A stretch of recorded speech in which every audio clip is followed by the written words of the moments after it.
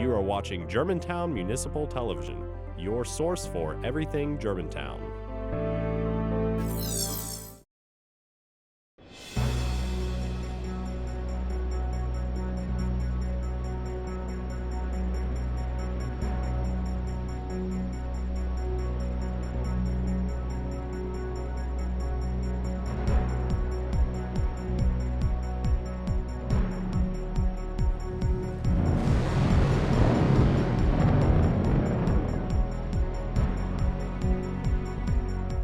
Hello and welcome to Weather Watch on Germantown Municipal Television. I'm your host, Finnegan Gruggett, a student here at Houston High School. In this episode, we will talk about how local officials are preparing for extreme weather and what steps are taken during severe weather. Later in this show, we will discuss how the Shelby County Office of Preparedness is limiting the amount of damage from flooding. We'll kick off the show with Dale Lane, Director of the Shelby County Office of Preparedness. So as we start off the show, would you mind telling us what your daily responsibilities are? Yeah, I'm the Director of the Shelby County Office of Preparedness, which we have a twofold mission. One is emergency management is our primary responsibility, which includes all of our local municipalities. Any event that could become regional in scope, we would be the ones to stand up our emergency operations center and coordinate the activities there.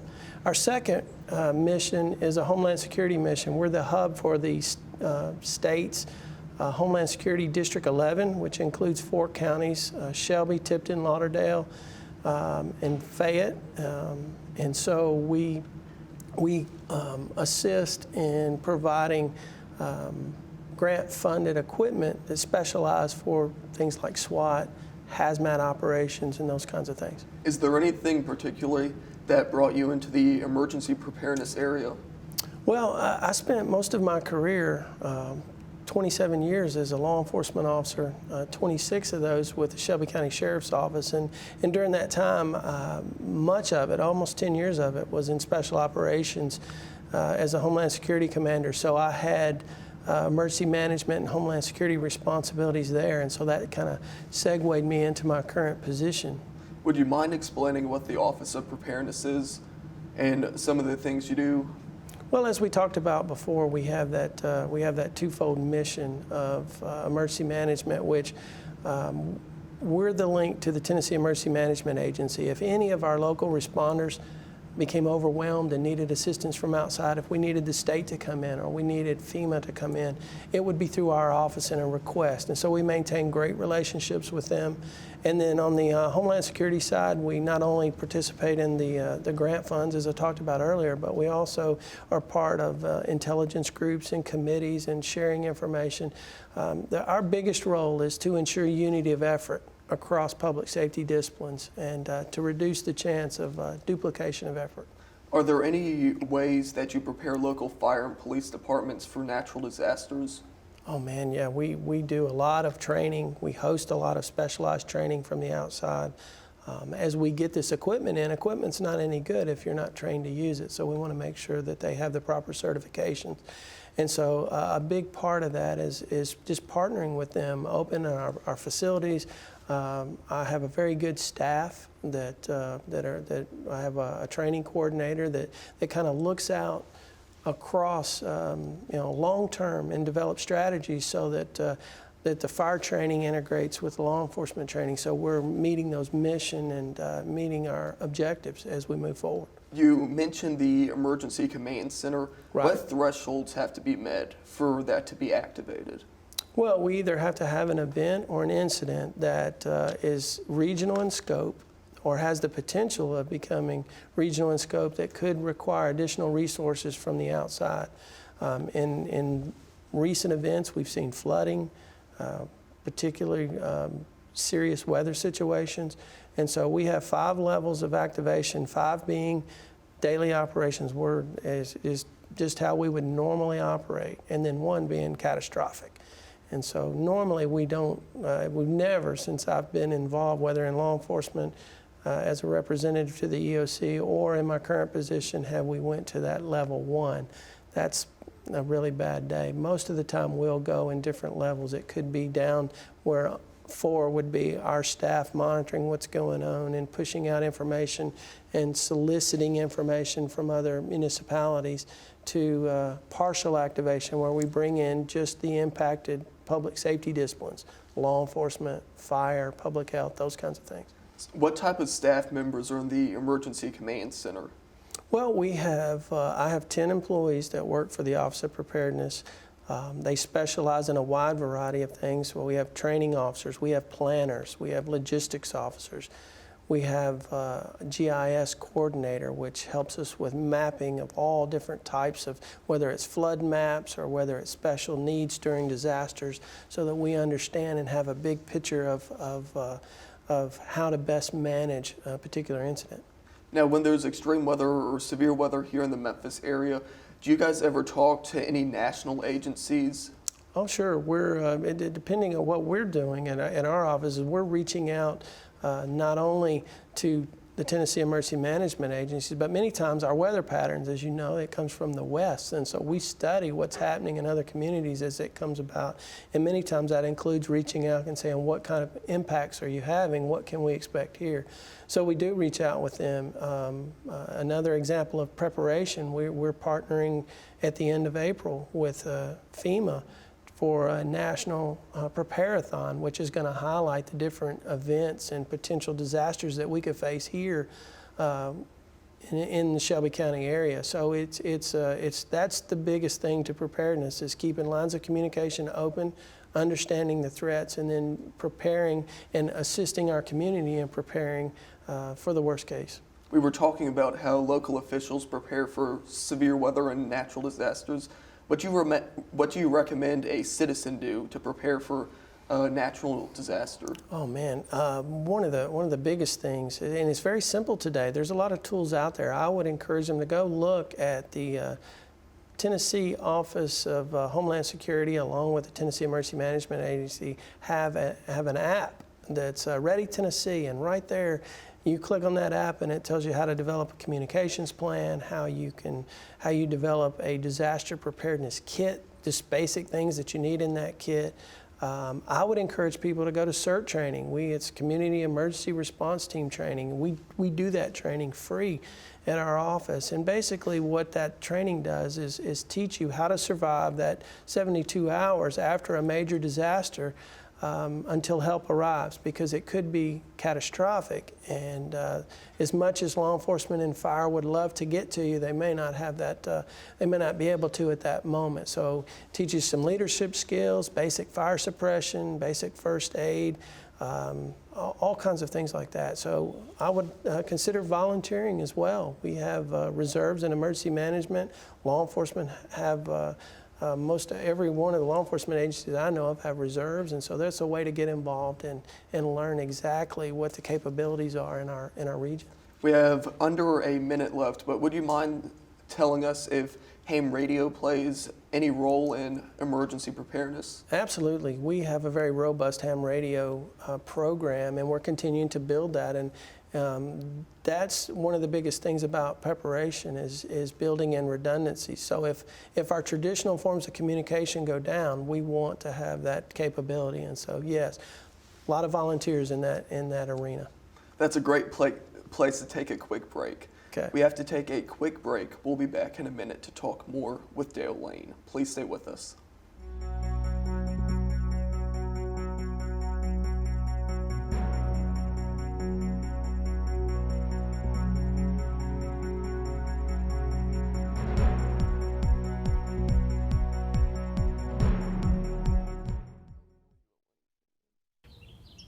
This new mom is struggling to get the skates just right. And now she's holding on for dear life. Her kids can see she may have broke her knees. They still love her though she looks like she's attacked by killer bees. I'm allergic. Proof you don't have to be perfect to be the perfect parent. Thousands of siblings in foster care will take you just as you are. Pretty much a good day for me would be people leaving their hands off of me. I'm always called names. Everywhere that I go, there's always someone calling me names, calling me gay. I've been choked, thrown up against a wall, punched. Nobody's ever tried to help me.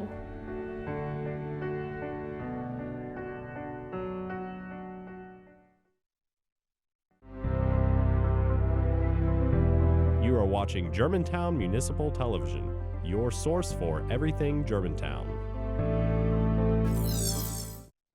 Welcome back. I'm Finnegan Gruggett, and you're viewing Weather Watch. With us today discussing how local officials are preparing for extreme weather is Dale Lane, Director of Shelby County Office of Preparedness. So in the last segment, we were talking about how local officials are preparing for extreme weather. In this segment, I want to focus on more of the tornado side.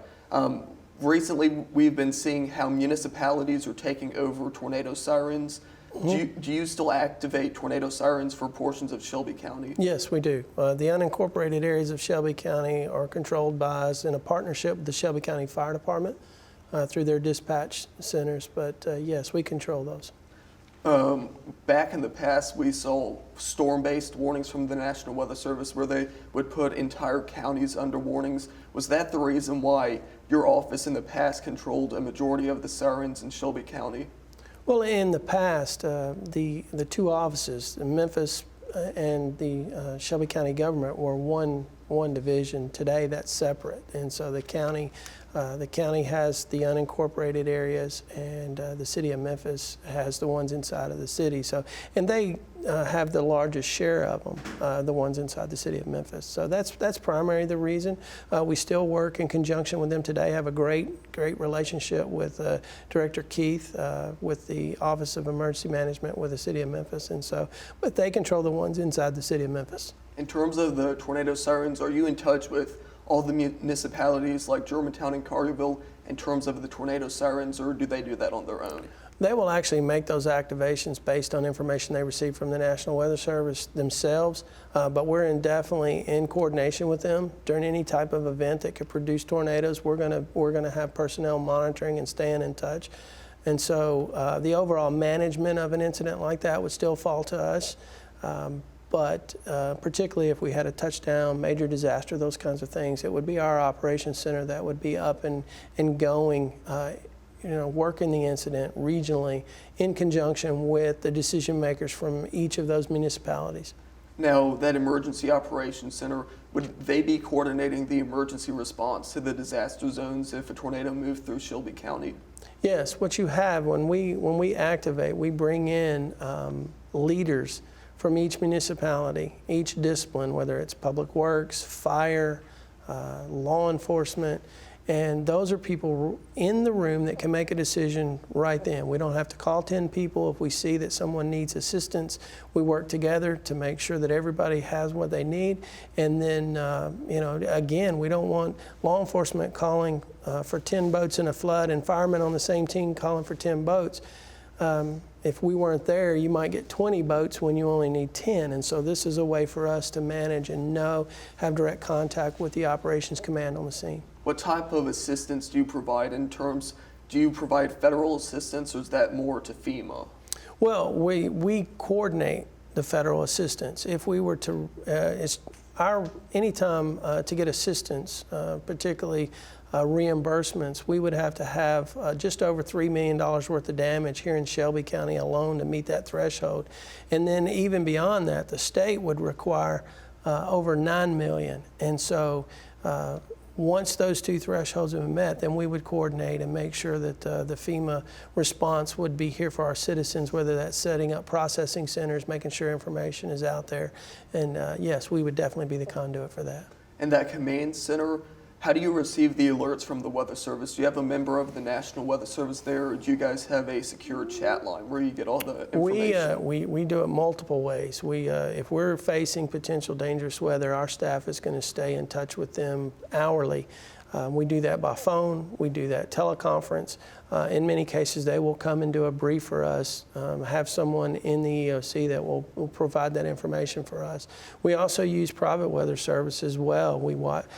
We use a company that that provides a kind of a national perspective as well as the local, and then we monitor our local meteorologist at the same time. So we're looking at multiple avenues to see what to get the best picture that we can, along with verifying from other communities that's been in the path of the storm.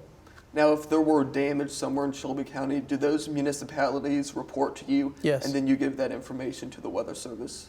Well, the Weather Services also receives information from their storm spotters, but we are the collection point for damage in Shelby County, and then we provide the information to the Tennessee Emergency Management Agency. Now, the Weather Service, they're going to look at their data. They're going to understand, looking at their radar signatures and those kinds of things, where potential damage is occurring, and so they'll be sending people that way as well. Do they ever do any type of briefings a couple days before severe weather, like when we were back in December and we saw that potential severe weather outbreak?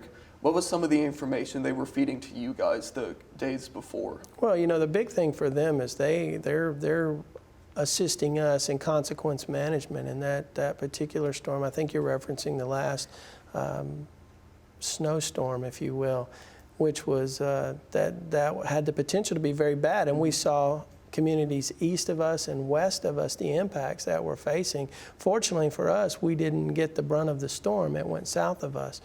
But they provide us with wind speeds, accumulation, if it's a flooding event, their projected rainfall amounts.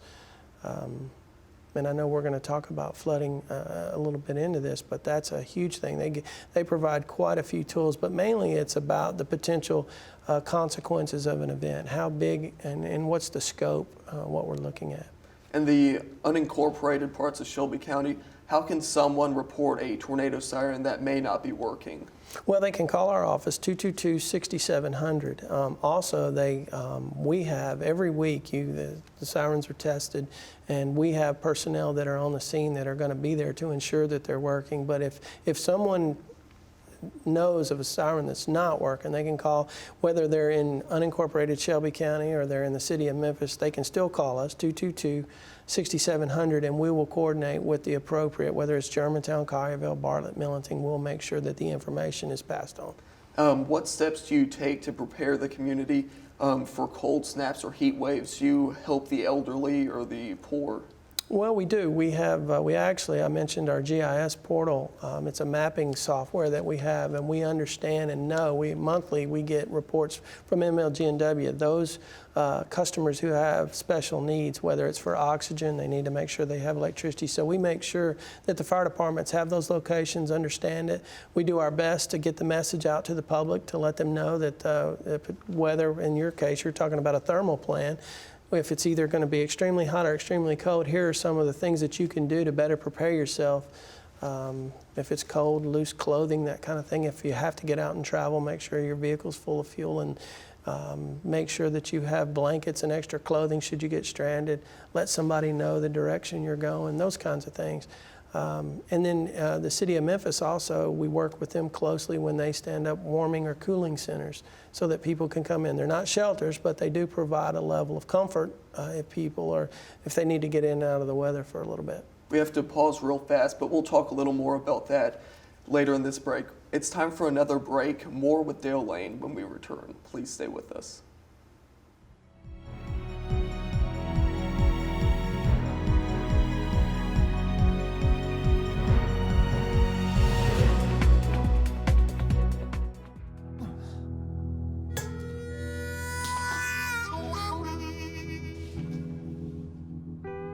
Get caught buzz driving, and you could do some hard time.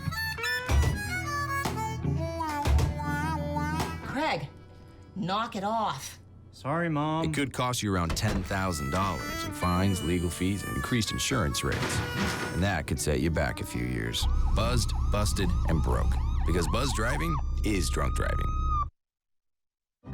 You make me wear my bike helmet. You taught me never to run with scissors. And to follow the swimming rules. You tell me to stay away from drugs. To always buckle my seatbelt. So why do you keep a loaded gun in your drawer? How safe is that? You asked them to follow some safety rules. Now they're asking you. In fact, they're counting on you. Never let your gun get into the wrong hands. Remember, always Lock it up. Visit ncpc.org. You are watching Germantown Municipal Television, your source for everything Germantown.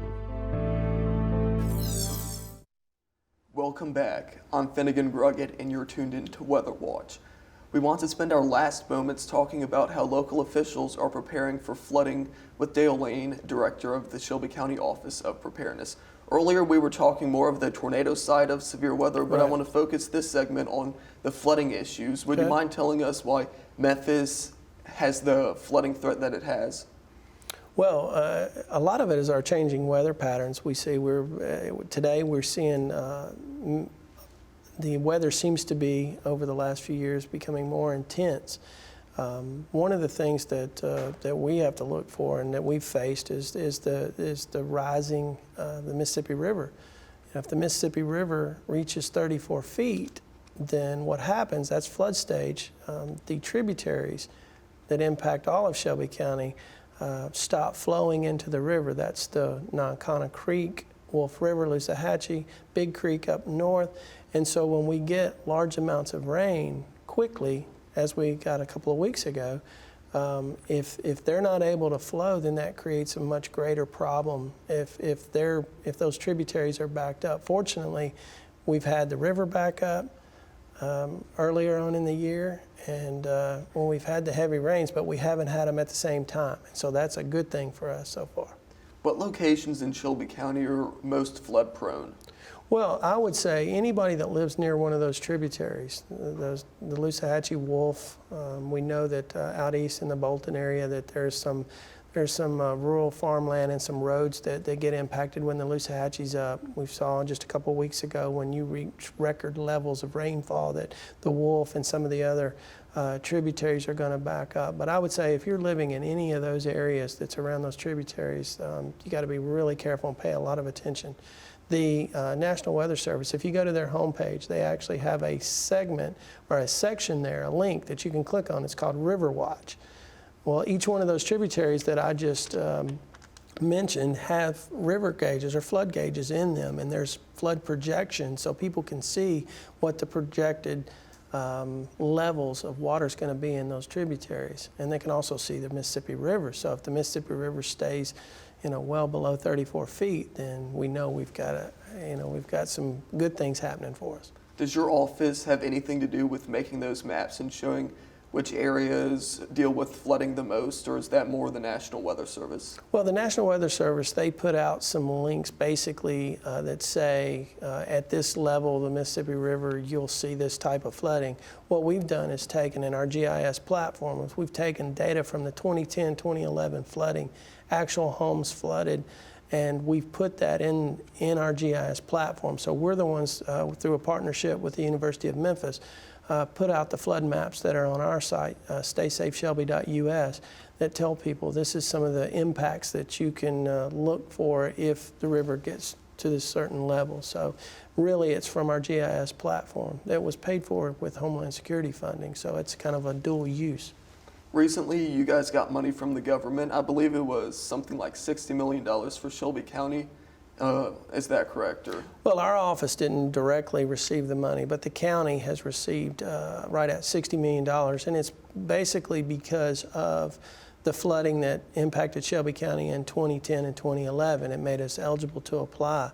Now, what you're seeing is a lot of the gaps, a lot of the areas that flooded up north in the Millenting area, they're going to receive a large share of that funding. In different parts of the county, they're going to be developing green space, if you will, or an example would be retention ponds that will accept rain, but they're parks at other times. And so that's where a lot of the funding's going.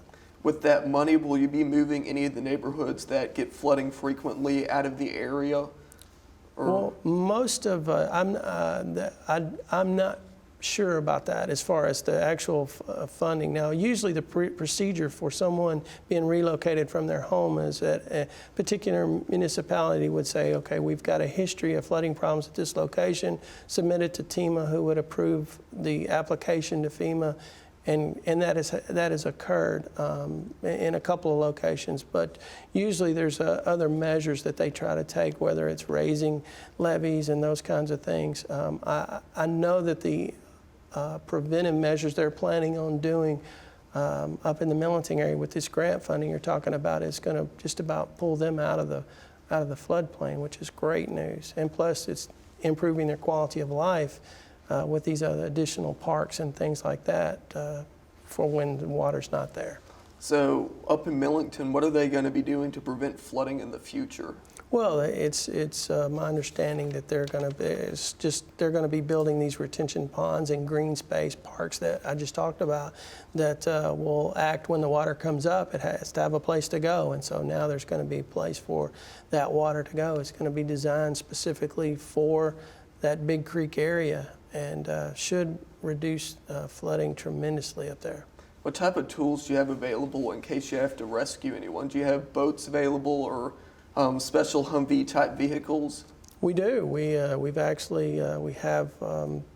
have some vehicles called hydrotracks. They're amphibious, and basically they'll run on. We actually used one. We had to evacuate some homes out off of Old Covington Pike, off of Austin P Highway in this last rain event, and the sheriff's office was able to use one of those vehicles, and basically it'll go in water like a boat, or you can use it like an ATV on land. And so a lot of that's an example of grant funding having dual uses, and it not only protects the public, but it protects those emergency responders who have to go in and makes it much safer for them than wading through contaminated water and those kinds of things. We have a little bit under a minute left, but would you mind explaining how you guys are preparing for earthquakes here in Memphis? Well, the big thing with earthquake, we know that it is a low frequency, high consequent event. So what we're doing everything we can to build redundancies in our system. We're encouraging people to go out, to take CERT classes, to download the apps, to understand the actual threat that we face. And we're doing everything we can to back up our primary systems. You mentioned ham radio. That's one communication tool that we will use. And so all of our systems, we're doing everything we can to have a first, second, third option. Okay, well, that's all the time we have for this episode. I'd like to thank you for coming onto the show and giving me all this information. Well, hey, thank you for having us. Thank you. Well, that's all the time we have for this episode. I'd like to thank Dale Lane for taking the time out of his day to be on our show. If you'd like to learn more about this show or simply watch more of our programs, please visit www.gmtvonline.org. Until next time, this has been Finnegan Gruggett for this month's installment of Weather Watch.